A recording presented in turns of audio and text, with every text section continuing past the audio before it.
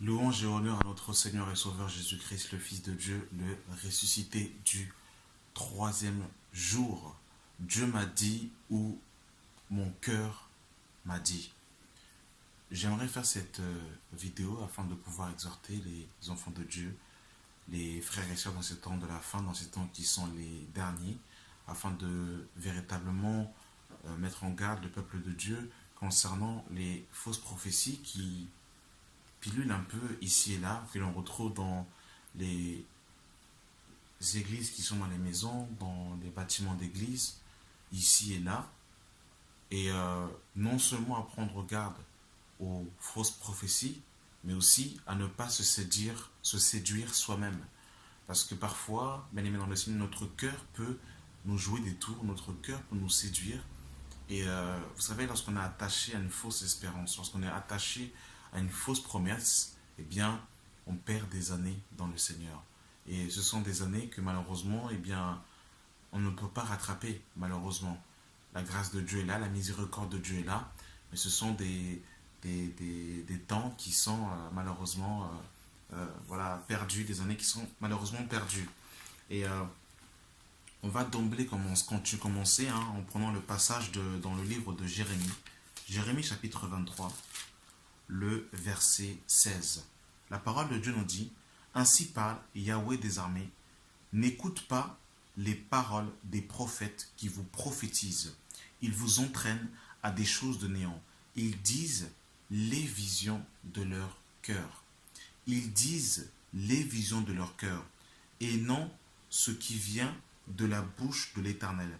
Ils disent à ceux qui me méprisent: l'Éternel a dit, vous aurez la paix. Et ils disent à tous ceux qui suivent les penchants de leur cœur: il ne vous arrivera aucun mal. Mais ce qui est intéressant, bien aimé dans le Seigneur, au verset 16, on nous dit: ils vous entraînent à des choses de néant. Ils disent les visions de leur cœur. Ils disent les visions de leur cœur. Au verset 26 de Jérémie 23, jusqu'à quand ces prophètes veulent-ils prophétiser le mensonge, prophétiser la tromperie de leur cœur? Ils pensent faire oublier mon nom à mon peuple par les songes que chacun d'eux raconte à son prochain. Voyez-vous? Jusqu'à quand ces prophètes veulent-ils prophétiser le mensonge, prophétiser la tromperie de leur cœur? Waouh, c'est terrible, bien aimé dans le Seigneur. Le cœur. Vous savez, le cœur peut véritablement nous tromper. On peut se séduire soi-même déjà, des fois avec son propre cœur. Lorsque notre cœur n'est pas attaché aux choses d'en haut, lorsque notre cœur n'est pas attaché à la parole de Dieu, lorsque notre cœur, malheureusement, s'attache aux choses d'en bas, s'attache à la vanité, s'attache à la terre, s'attache à la prospérité, eh bien, je peux vous dire que on peut soi-disant recevoir des prophéties en disant: Dieu m'a dit, cette nuit le Seigneur m'a parlé et Dieu m'a dit, voilà, il faut que j'aille aux États-Unis.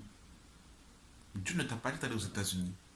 Les désirs de ton cœur t'ont dit d'aller aux États-Unis. Mais Dieu ne t'a pas dit d'aller aux États-Unis. Dieu m'a dit, tu es ma femme. Non. Dieu ne t'a pas dit que c'est ta femme. Tu l'as trouvée belle, tu l'as appréciée dans ton cœur et tu veux de cette femme. Mais ce n'est pas Dieu qui t'a dit que c'est ta femme. On fait des amalgames, des fois bien aimés dans le Seigneur. On confond des fois la voix de Dieu et les désirs enfuis dans notre cœur. Et voilà comment des fois, eh bien, on passe à côté de la parole de Dieu, de la pensée de Dieu, parce que l'âme, les sentiments du cœur, des fois, sont tellement pesants. Et comme en fait, quand on est chrétien, on est tellement spirituel qu'il faut qu'on s'attache à quelque chose, à une perception, à une voix, à un sentiment. Et comme le chrétien est un être émotionnel, beaucoup de chrétiens sont très émotionnels, et bien parfois, ils se laissent persuader par les convictions de leur âme, par les convictions de leur cœur, et ils disent: Dieu m'a dit. Dieu m'a dit, ici, il y a quelqu'un qui a une enveloppe de 500 euros. S'il donne cette enveloppe de 500 euros, il sera béni. Dieu n'a pas dit qu'il fallait donner 500 euros. C'est le cœur de ces hommes qui sont avares, cupides, idolâtres, qui aiment l'argent. Et c'est leur cœur qui demande de l'argent. Mais ce n'est pas Dieu qui a dit de donner une enveloppe de 500 euros. Voyez-vous comment c'est terrible, bien-aimé dans le Seigneur? Le cœur, le cœur, le cœur. Voilà pourquoi Jésus-Christ dira, là où est ton trésor, là aussi sera ton cœur. Quand ton cœur est attaché à l'humilité, quand ton cœur est attaché aux choses d'en haut, quand ton cœur est attaché à ce qui est humble, à ce qui est méprisable par rapport aux hommes, comprenez mon langage, eh bien, tu entendras réellement la voix de Dieu. Bizarrement, les personnes qui veulent évangéliser, ils veulent évangéliser dans des endroits où, voilà, assez, je dirais, facile d'accès. C'est rare que quelqu'un va dire, Dieu m'a dit d'aller dans un pays, dans un village perdu où il n'y a pas d'électricité, où il n'y a pas d'eau, où il y a des chefs de village qui sont dans la sorcellerie. Là, bizarrement, là, Dieu ne dit pas d'aller là-bas.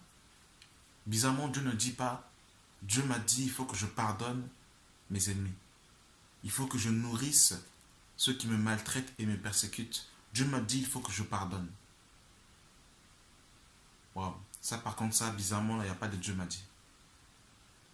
Dieu m'a dit que à la maison, j'ai trop de paires de chaussures.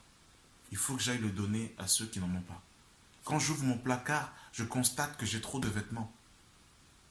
Le Seigneur m'a mis à cœur de faire un tri et de donner aux frères et sœurs dans l'assemblée qui n'ont pas de vêtements et aussi aux sans-abri. Là, bizarrement, Dieu ne parle pas. Le Seigneur m'a mis à cœur de prêter ma voiture à des membres de l'église pour qu'ils puissent faire leurs courses. Là, bizarrement, Dieu ne parle pas. Dieu m'a mis à cœur de faire un jeûne, de prier pour ma ville, de prier pour mon maire, de prier pour les autorités de ma ville.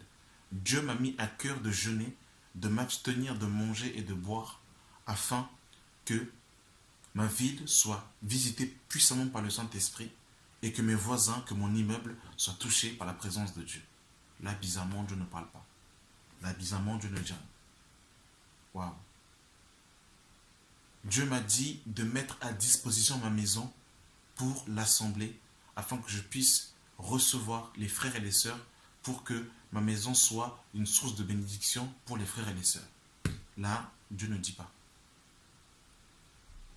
Le Seigneur m'a mis à cœur que l'argent que j'ai eu ce mois-ci, avec mon salaire, que j'en prenne une partie pour pouvoir la donner aux sans-abri, pour pouvoir acheter des Bibles et les distribuer.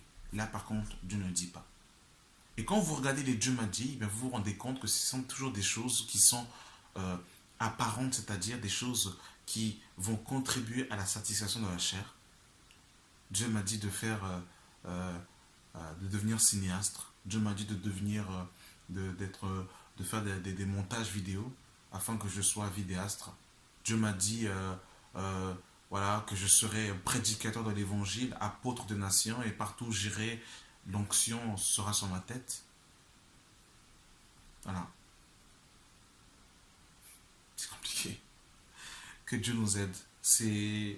Quand je vois ça, je me dis, mais Seigneur, sauve-nous. Le cœur.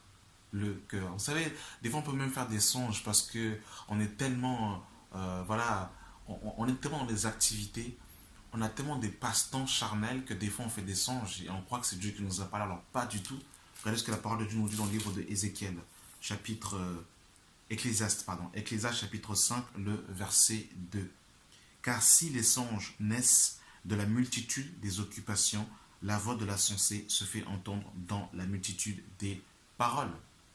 Donc, bien aimé dans le Seigneur, eh bien, les songes peuvent venir par la multitude des occupations. C'est-à-dire que si tu es occupé à regarder toujours des émissions de télé-réalité et que tu rêves, que tu rêves de quelqu'un nu, c'est parce que c'est le fruit de tes activités, de ce que tu regardes, de ce que tu entends, de ce que tu écoutes, de ce que tu regardes, tout simplement. Si dans ton cœur tu veux venir en Europe, et que tu commences à rêver de l'Europe, c'est pas forcément que Dieu te veut en Europe, c'est tout simplement parce que ton cœur aime l'Europe, tout simplement, et que tu as rêvé l'Europe. Aussi simple que ça, le cœur, voilà. Aussi simple que ça. Des fois, c'est pas Dieu, tout simplement. Dieu m'a dit c'est toi mon mari, Dieu m'a dit c'est toi ma femme. Non, c'est ton type d'homme, c'est ton type de femme. Et tu aimes ce mari, tu aimes cet homme, tu aimes cette femme. tout simplement. Des fois, c'est pas forcément Dieu.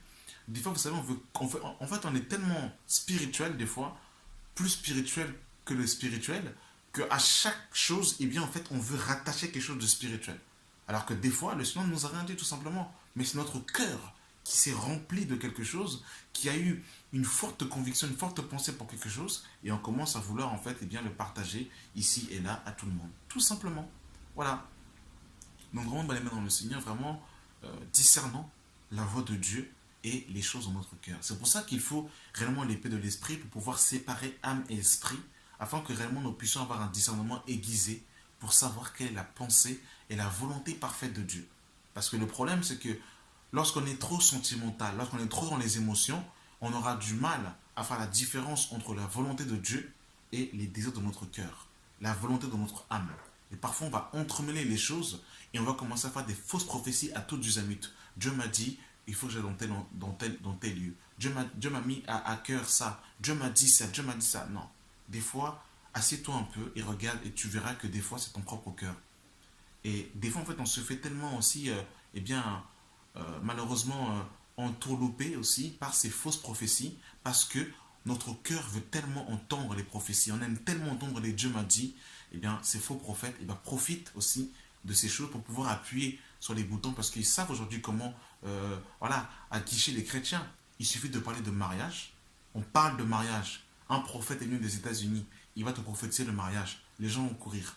On parle de mariage. On parle de voyage. On parle de prospérité financière matérielle. Dieu m'a dit que tu auras un poste, que tu auras un CDI. Voilà, c'est fini. Voilà comment en fait vous avez les chrétiens et que vous les avez dans la poche tout simplement.